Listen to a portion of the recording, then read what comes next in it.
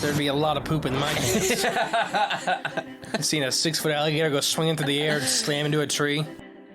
These guys are the scientists of the supernatural, lecturers leaving lessons for inquiring laymen. They are applying the scientific method to a world that baffles science. They are the cryptids of the corn. But who else has big black wings and red eyes? Batman. Oh, Mothman. Oh yeah, Mothman. A great white shark was stolen. Oh, someone stole a shark? I got stuff for you don't even know about. She's a witch. She turned me into a newt. Who knows? Anything could be possible. Anything could be possible. It's really big abduction vibes. Holy moly. It sounds like you were abducted. And it just stood up. I mean, it just like kept going and going. And she goes, what the?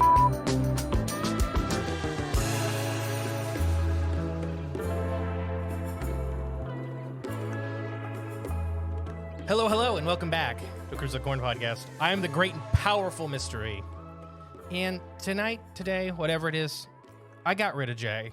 Just threw him to the curb. Can't stand him. But I replaced him with somebody better. Today I'm joined by Mike from In the Shadow of the Big Red Eye. And the second time I did it, I said it right. There we go. It only took us a half hour to get rolling. That's okay. You know, good things take time. Exactly. Right? But yeah, now we already know some of the questions we're going to go through, so that makes it easier. We had so many weird little audio hiccups just trying to get rolling. Now it's knock on wood. Everything seems to be working. Yeah. But Mike, thank you for joining me today. Yeah, and thank you for having me. We've been planning this out for a little bit, and I'm excited to finally get to chat with you. And I know we were chatting before about how we almost have met each other, apparently. Several but still times. have been so close, but yet so far, apparently, Yeah, right? we were talking, off, or the previous thing we tried to record, that you were behind us in line to get to the Hocking Hills Festival, that 2-day giant festival. We never got to meet because it was absolutely crazy in the best of ways, as far as, vendors promoting our stuff and everything like that, because it was nonstop. Yeah. But those are the best festivals. But we'll definitely change that this year. We'll do some shots after one of these conferences. We get pretty tore up. I'm coming out your way to do a library tour. So we'll talk about that too. Awesome.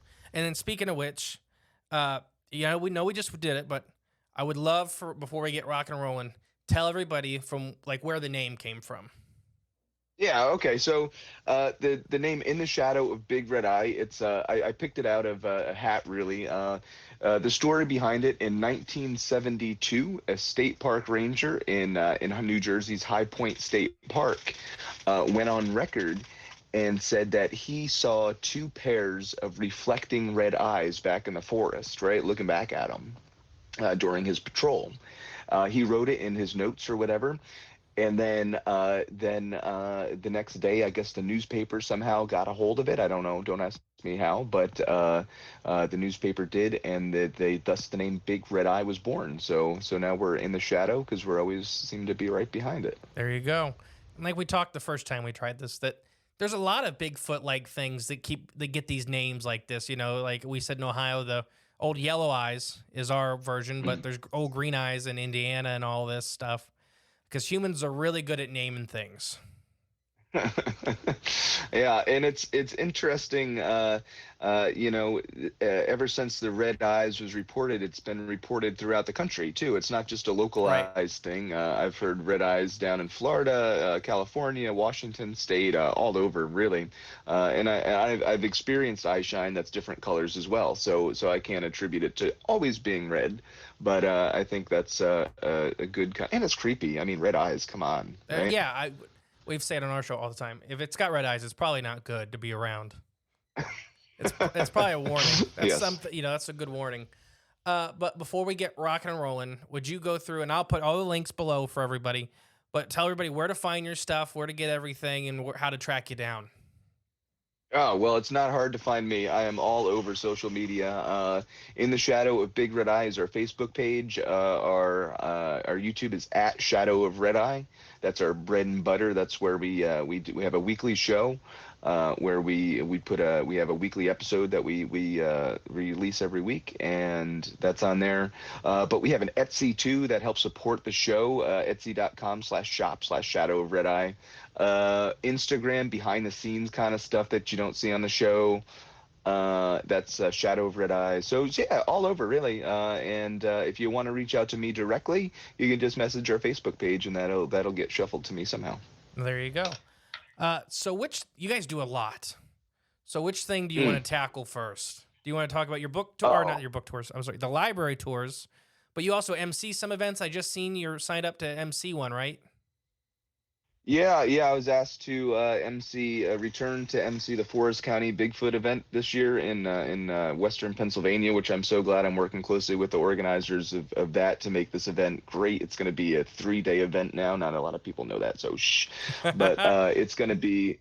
They're going to bring in some really super heavy duty, high class people to come in and do some speaking. So it's going to be the Woodstock of Bigfoot events, as Dave called it last year. So hopefully awesome. Again this year. And if I'm the MC, I mean, it's going to be. So there you go. Why not? Right? That's awesome. And do you know when that is? Yeah, that is. Let me get my handy dandy calendar out, because I can't do anything without a calendar. That is going to be July. No, I'm sorry. June 6th, June 7th, 8th, and 9th. Well, there you guys go. In Forest County, Pennsylvania. It's in the town of Marionville, a really cool little town there. And we always camp there, and you can see some of our previous episodes from the Allegheny National Forest region. Well, we camped there actually last year. We were there. We found a footprint, which is pretty cool. That's awesome. And then you guys got a lot of documentaries, you're filming coming up and all that. I seen your list on your website. Do you want to shout out where you're looking for Bigfoot encounters from? Yeah.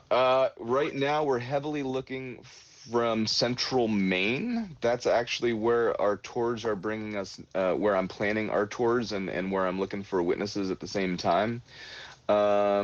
But let's see, we're looking for Bigfoot witnesses in the area of actually Hocking Hills. We were just talking about that not too long ago, Hocking Hills area. We're looking for central Indiana. And there's a couple other parks. I don't have the specific parks yet lined up, but if you follow the page, I'm actually just going to release another one. We were just looking for Bigfoot in the Uwharrie National Forest. So if you or knew anybody that has a sighting in Uwharrie National Forest, please have them reach out to me. And I also see you have the land between the lakes listed. That's gonna be cool. I've never been there before, and I am a little nervous. I refuse to get out of the car. I've heard some stories. We just had friends there doing stuff, and I won't get out of the car. Oh. I'm okay. And then also you have the Morrow Mountain State Park in North Carolina listed. Yeah, the Uwharrie Mountains area. Is that what that is? The Morrow Mountain, the Baden Lake area. Yeah, yep. Now, you said Baden Lake? Baden Lake, I think it's called. Baden. Andrew, B-A-D. One of our listeners named Andrew came on he had an encounter in North Carolina, and I that sounds like the lake. Andrew, if you're listening to this, message us. I'll have to text him after this if I remember. I don't remember anything once these are over.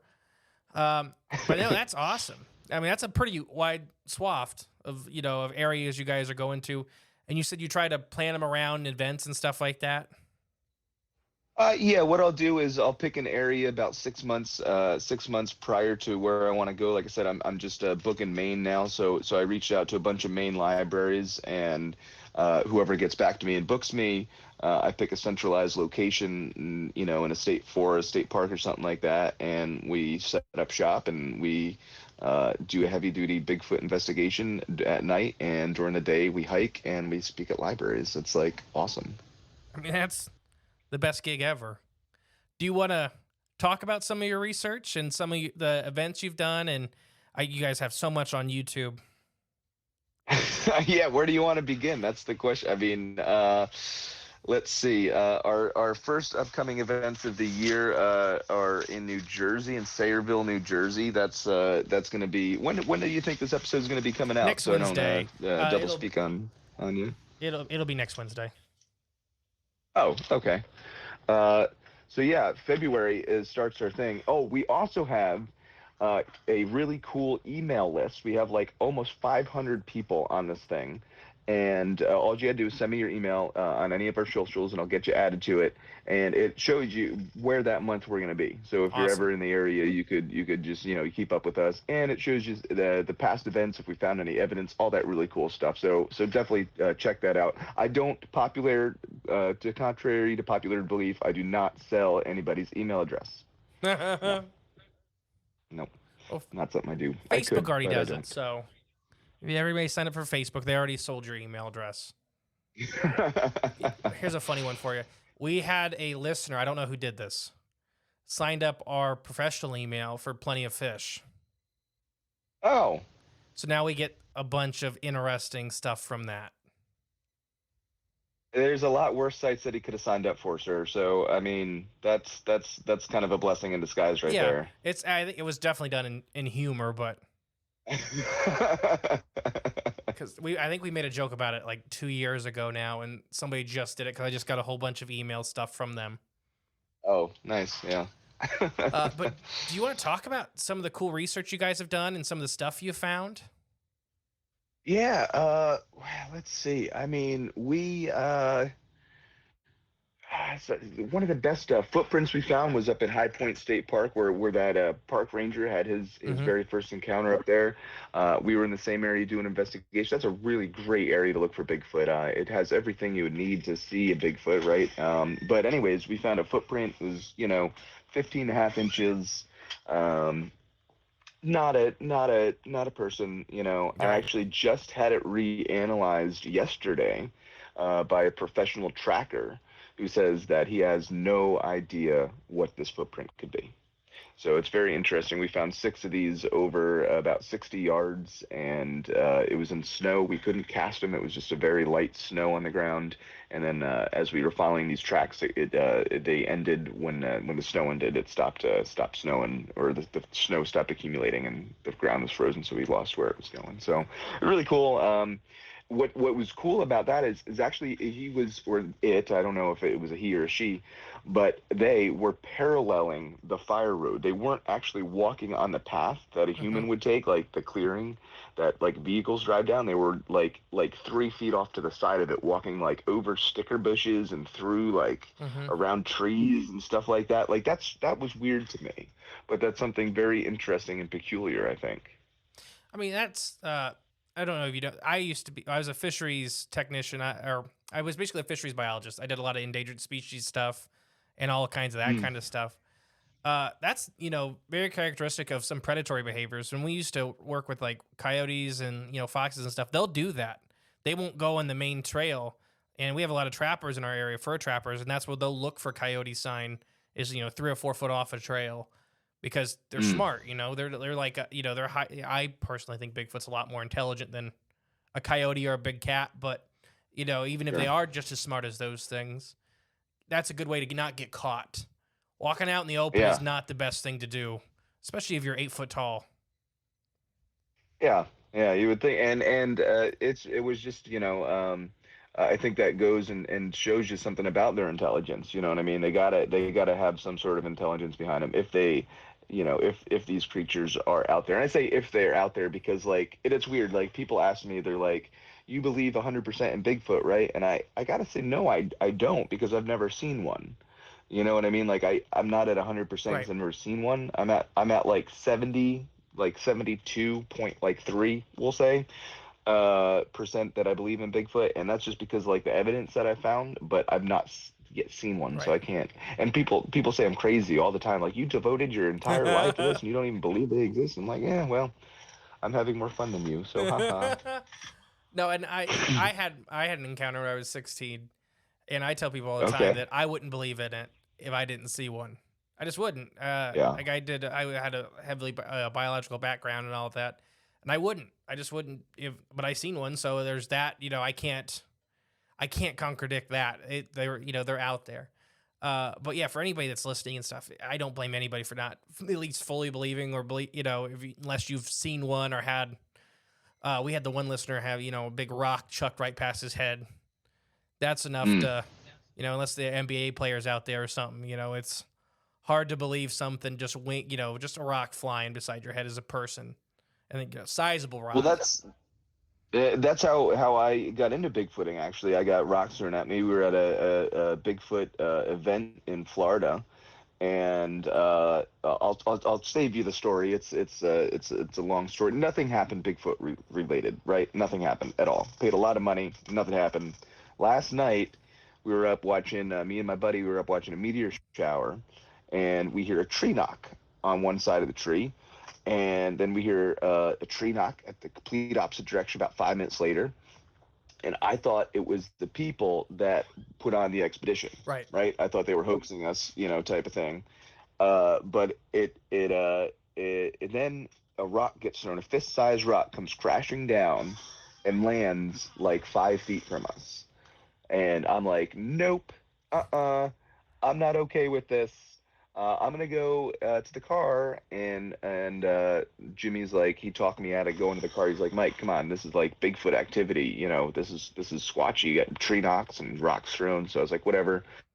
So he went back out by the campfire, and over the course of the next 15 minutes, 4 more of these fist-sized rocks came and landed down like 5 to 10 feet from us. Right. So my buddy, he was like, he's a great guy, but he's I don't know if he's going to listen to this or not, but he's not the brightest bulb in the box, So he's like, Mike, I got an idea. I'm going to throw a rock back at it. Right? So he takes a rock and he chucks it back in the same direction. And I knew it wasn't a person, because a like 15, 20-pound laptop sized boulder comes crashing down through the trees and lands 5 feet from us. I mean, come on, and like you said, unless somebody out there is like really trying to mess with you, I think that's pretty much outside of human range. Yeah. I mean, those people don't realize those giant rocks, how hard they are to actually throw. I mean, there's all these videos on YouTube of people like pushing, like trying to pick up and push them off bridges. Now imagine, like you're saying, imagine that flying through the trees at you. That's some force. That's some force behind that. But something did that with intent. Yeah, for sure. And I always say that if they really wanted to hit you, they'd hit you. Them not hitting you is them warning you or doing something. Because we have the stories where people get hit. Yeah, right. Yeah. No, I think if Bigfoot wanted to hit us with these rocks, they definitely could have. But I think it was, like you said, more of a warning of like, hey, you're too close to our family group, like get out of the area type of thing. Now, nobody else on this expedition had any sort of activity, right? It was only us. But we had also been camping a little bit further away from everybody because we thought everybody was going to be weird. So we just decided that we're going to camp away from everybody, and we got the activity. So that was interesting too. I will say this about the Bigfoot community, which I dearly love, but there are certain individuals that are the most unique people you will ever meet in your entire life. Positive, negative, doesn't matter. It's just unique, truly unique people. So I can see camping a little further away from somebody. This is like my first time ever camping. Into it, yeah. Like ever. Like the first time in the woods type of thing. And then we get the rocks and these Bigfoot people, and it's like, it's a little bit much to take in. But after that, I was thoroughly immersed in the subject. I'm like, something's got to be out there, so let's figure it out, right? And then I jumped in. When I do something, I don't do anything halfway. You know what I mean? I do it 110%. So when I decided that I was going to jump into the Bigfoot topic, I was like, well, I'm going to have to be kind of versed in this. So, we started researching everything we could possibly research into: hotspots, investigators, witnesses, all that stuff. And then a couple weeks later, we were like, you know what? We are now professionals. We're going to go out and do it ourselves, right? So we went out, did it ourselves. We camped out for one night in the Green Swamp. It's in Central Florida, and I was doing Bigfoot calls like it was my job. It kind of is my job now, but I was doing them like a lot, like every minute I was doing a Bigfoot call. So like anything with a brain would know that there's two idiots running through the woods making these vocalizations, right? And anything with a brain would be like, I'm gonna get out of the area. Screw this, right? I mean, think about that. Uh, anyways, we're walking through the woods. Jimmy, he's not scared at all. He's got his 6-foot machete and his 10 million lumen spotlight.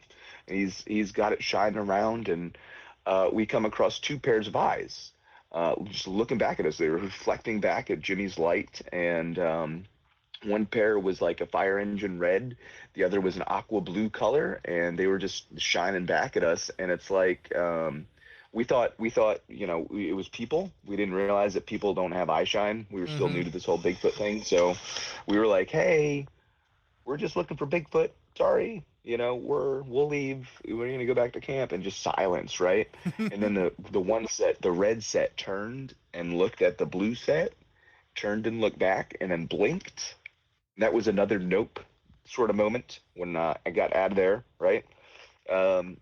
Anyways, we went back the next day and we did like a size comparison, raising our hands type of thing, and the thing was like 7 to 7.5 feet tall at the eye level.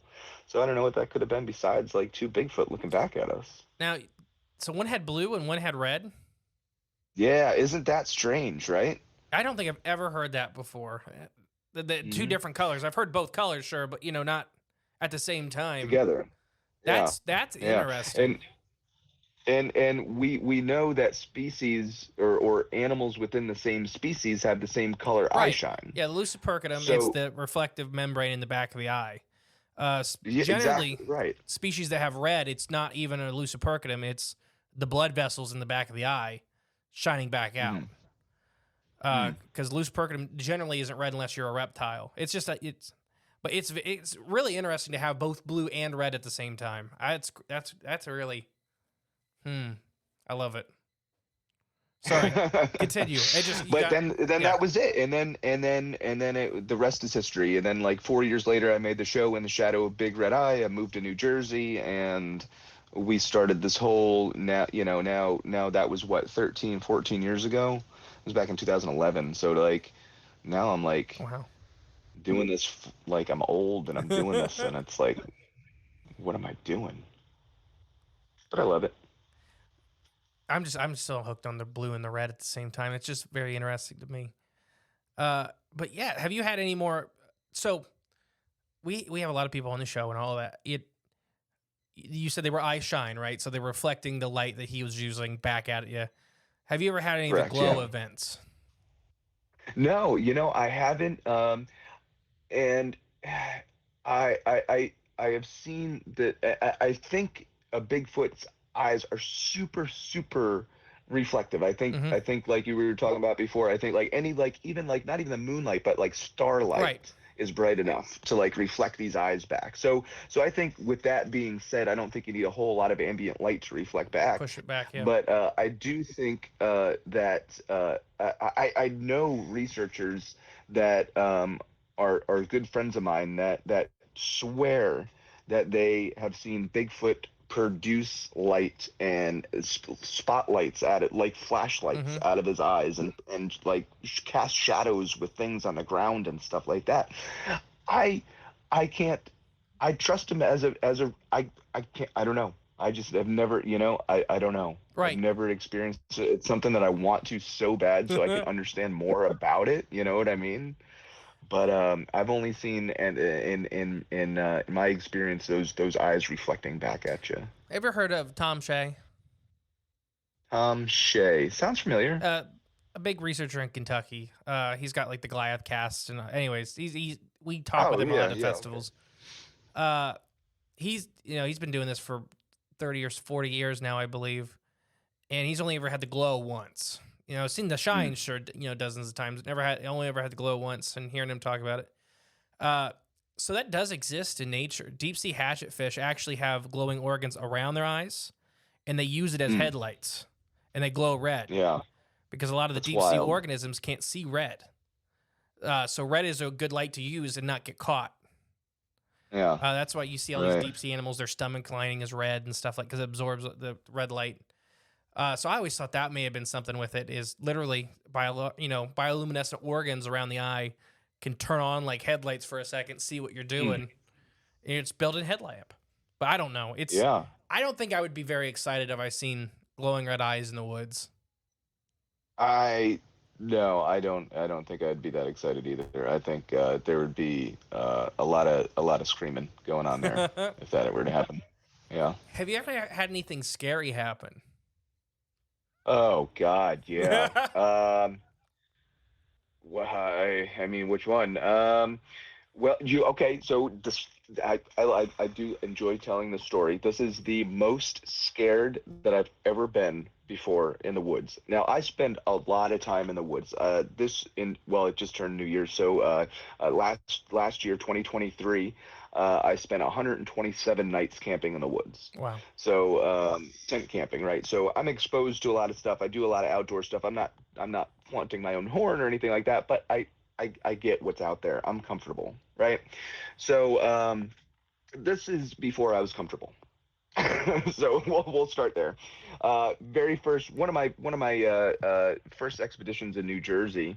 I was with a good researcher. He has since passed. Kevin, he's a good friend of mine. Was a good friend of mine, and we were set up prior to an expedition.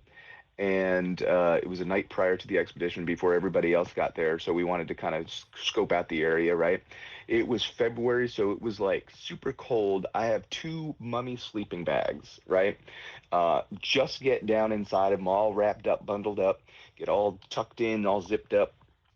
I am in a 1-person tent. So I can't sit up inside of it. Like it's a mummy style tent too. So it's like you're not doing anything in here besides sleeping, right? So anyways, I'm laying down there and all of a sudden I don't have my rain fly on. All of a sudden I look up because and then you see the shadows of the moon coming in because it's so bright. It's like amazingly beautiful. And then it happens, right? The shadow comes over and it's over top of my head. And then it starts coming down, right? What is it? Spider. Oh. Most scared I've ever been in the woods ever before. Hands down. Oh gosh.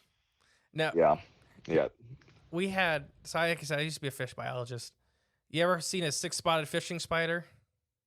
I don't think I want to see anything that says 6 or spotted or spider in the same sentence. They're easy to ID because they're humongous and they got 6 white dots on their butt.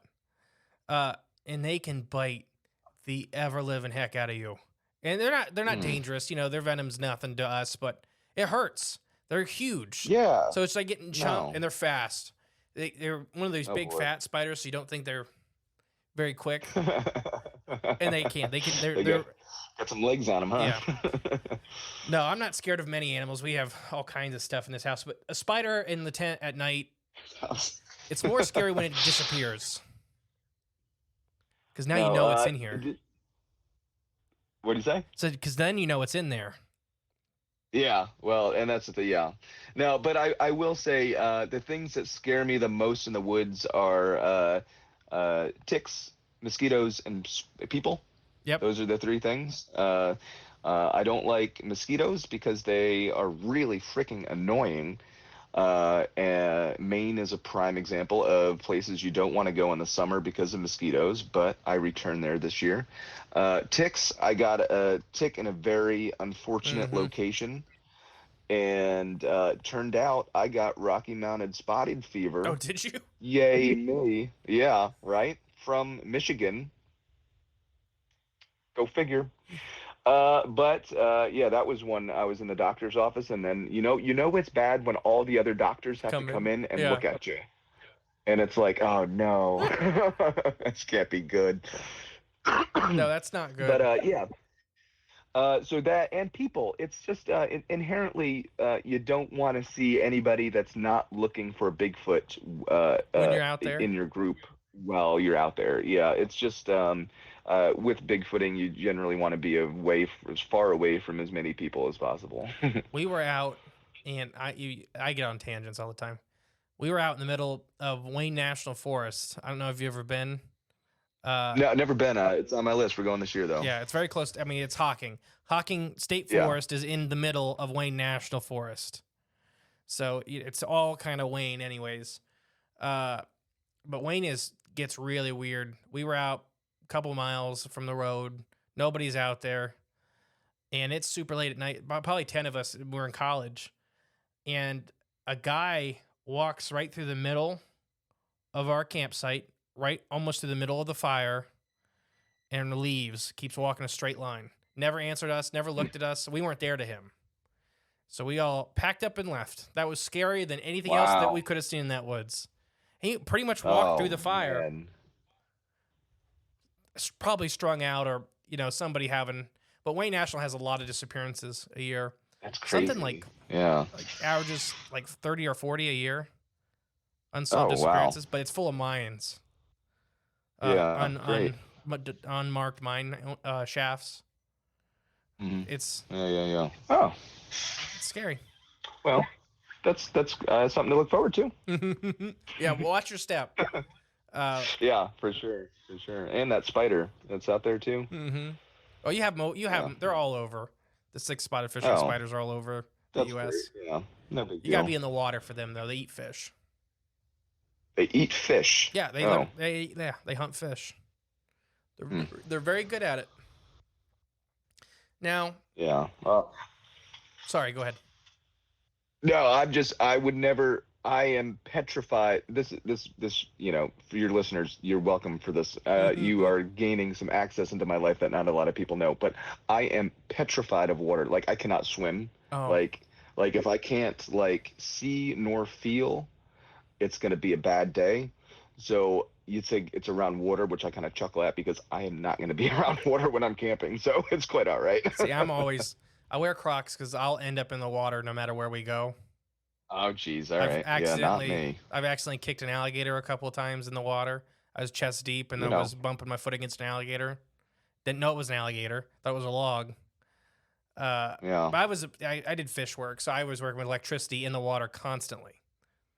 So right. I'm a water guy. But have you guys ever experienced anything with the woo side of Sasquatch? We talked about, eye shine is, more natural. Eye glow is the weirder one. But have you ever been around in these areas and seen anything like orbs or anything like that? I mean, I'll tell you. So I've seen orbs. Can't attribute any of them to Bigfoot. Right. I don't know what they are. I didn't have any Bigfoot activity happen that night or following it, preceding it, anything like that. I just saw some weird glowing balls in the woods. I don't know. I can't say what it was. And then the only other thing that I have experienced, and I don't say this a lot either, but it was it was me and 5 other people. And we're again in High Point State Park, and I know I keep going back to High Point. This is a really great area.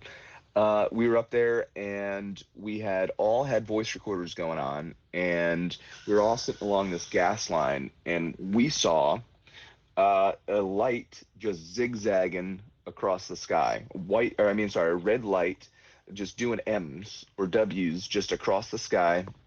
All of us saw it. We all commented on it. I videotaped it. Whatever, it didn't come out clear, of course, on the video. But so that was strange. And then 15 minutes later, we get this stellar Bigfoot vocalization. Now, for me personally, that's not close enough to correlate the two together. I can't say that UFO caused anything to that Bigfoot to make a vocalization. I can't say that. I think I just was in the right place at the right time to see have two really awesome experiences happen.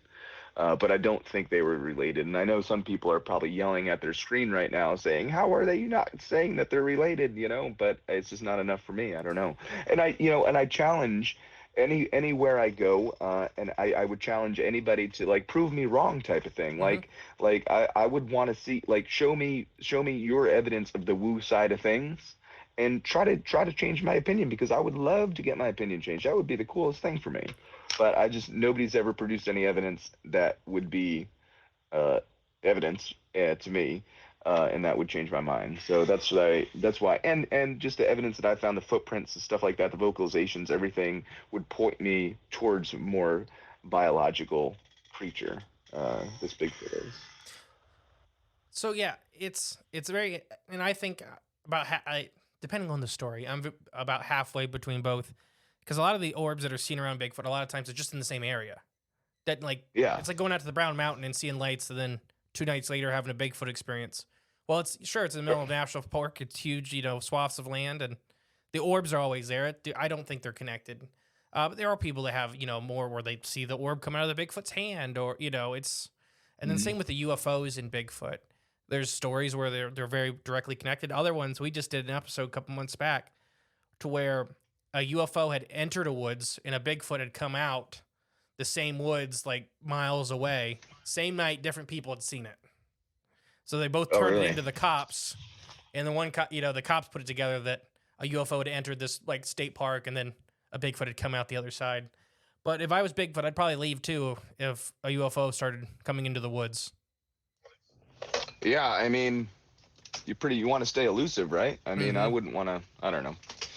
If they're related, I think it would be phenomenal. Yeah. I think it'd be so cool if Bigfoot was, or an alien was actually a Bigfoot, or vice versa. I think that would be the coolest thing in the world. But I don't know. I've yet to see that. And then so for Bigfoot being more physical, have you guys ever found anything besides tracks? You found tracks, but some people claim they find nests. Some people, anything physical like that.